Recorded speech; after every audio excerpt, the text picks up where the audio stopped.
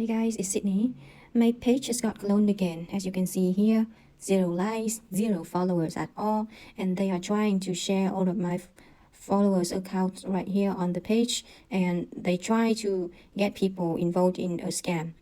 This is pretty annoying, and I know that I cannot stop them, really, because I have no control of it.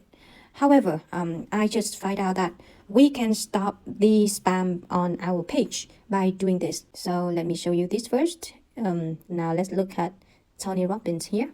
And if you tap on his profile picture, and you will see there are 258 shares right here. And if you tap on these shares, you will see most of them are spammers, and they also do the same.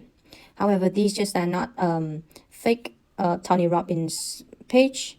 If you go to your profile and you check your profile picture, again, you also see some shares in here. And if you tap on that one, you will see that some of your friends also have their page cloned, and then they share your profile pictures, and they attach the caption with the scam, right?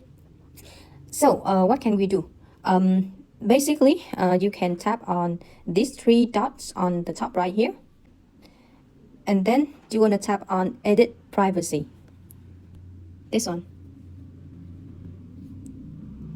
Next, you choose only me and hit done.